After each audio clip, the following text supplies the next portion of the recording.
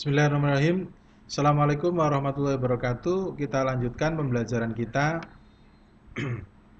dalam bahasan relativitas. Tujuan dari pembelajaran ini adalah peserta mampu menjelaskan fenomena. Ini fenomena perubahan panjang, waktu, dan massa dikaitkan dengan kerangka acuan dan kesetaraan massa dengan energi dalam teori relativitas khusus dengan benar tentunya setelah Anda mengalami diskusi-diskusi secara daring ini. Yang kedua, peserta didik mampu presentasikan konsep relativitas tentang panjang waktu, massa, dan kesetaraan massa dengan energi yang benar setelah melakukan diskusi ini juga. Baiklah sahabat semuanya, kita awali dari konsep relativitas, dari relativitas Newton. Jadi kalau misalkan ada gambar 71A dan gambar 71B. Nah, 71A itu adalah kerangka acuan mobil lintasan mobil. Jadi kerangka acuan mobil, nah lintasan koin berbentuk garis vertikal ke bawah. Ini kenapa begitu? Karena yang melihat acuannya yaitu orang yang diam di dalam mobil. Sedangkan 71B, kerangka acuan orang yang diam di luar mobil. Lintasan koin berbentuk lintasan parabola. Oke, dari penjelasan ini cukup paham? Oke, supaya lebih detail lagi, supaya lebih paham. Oke, Anda cermati. Anda cermati. Pada gambar tampak orang di dalam mobil melempar koin keluar. Oke. Pada peristiwa ini berlaku hukum gravitasi yang sama dan hukum-hukum gerak yang sama dalam kedua kerangka acuan inersia ini. Baik orang di dalam mobil maupun pengamat yang di luar mobil. Ini acuannya sama, teori yang dihadapinya sama, teori gravitasi, ya toh? Mekanika yang lain. Gambar 71A, mobil sebagai kerangka acuan.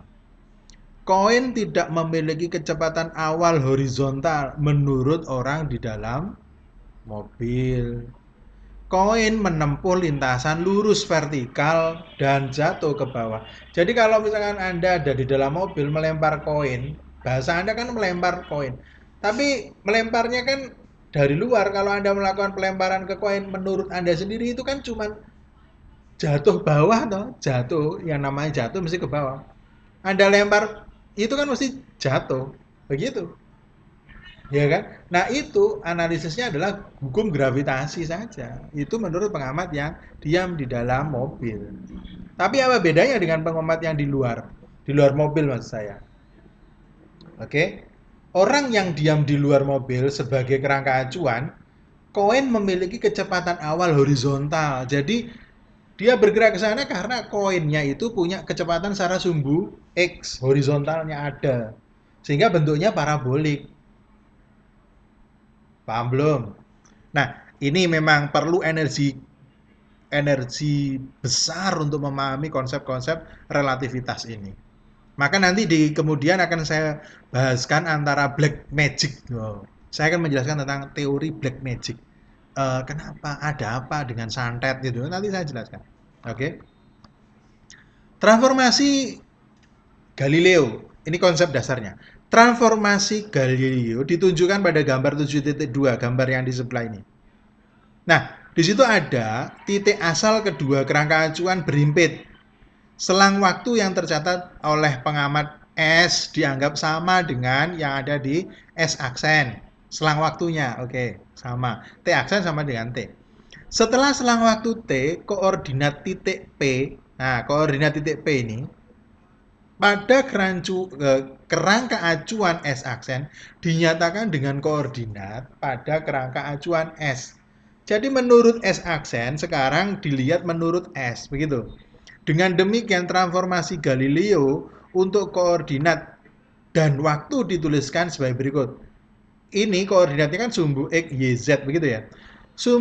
Menurut sumbu X aksen, menurut X aksen bahwa nilainya adalah X dikurangi VT. Mengapa dikurangi? Karena ada di sebelah kirinya begitu loh.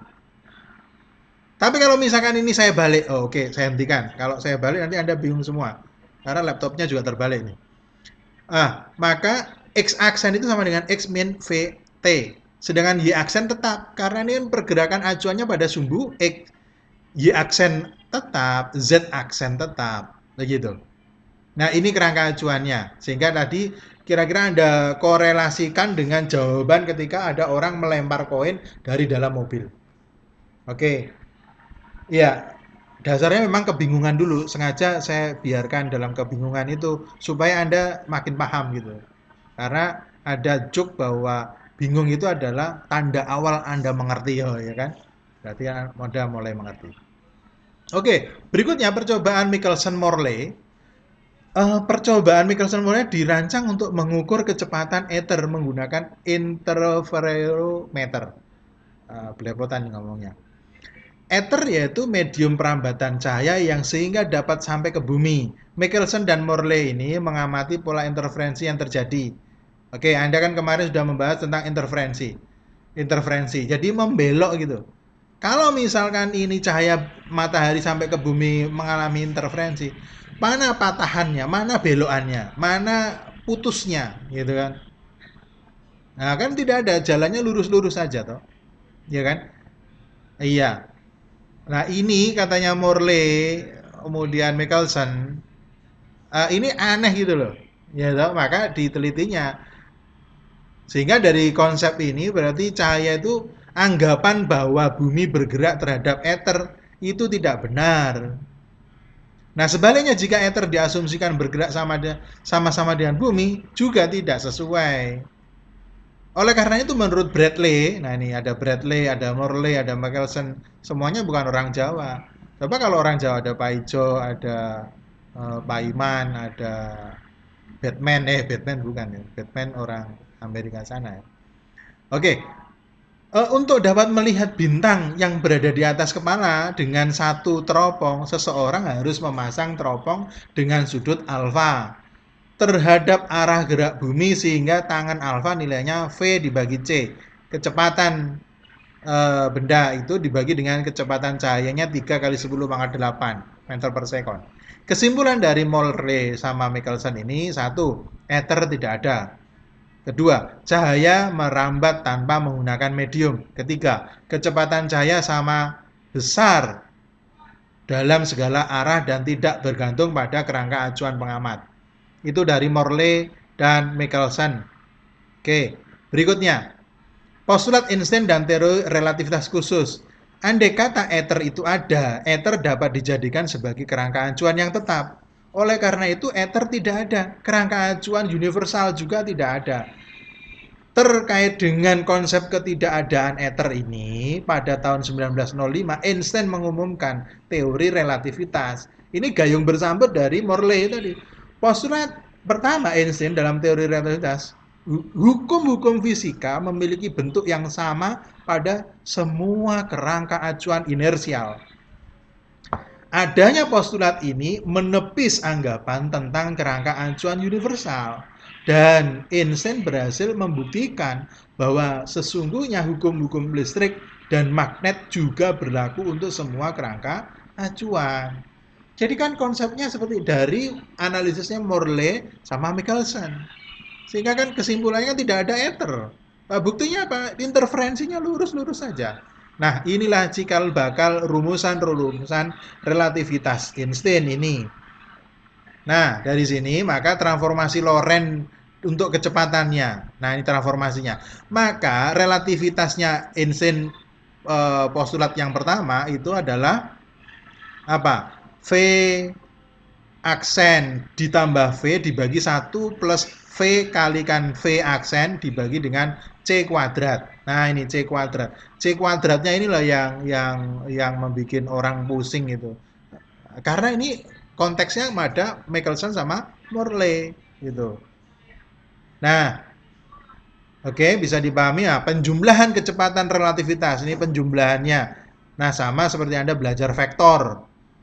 Ya toh, di kelas 10. Perhatikan gambar 7.4 itu.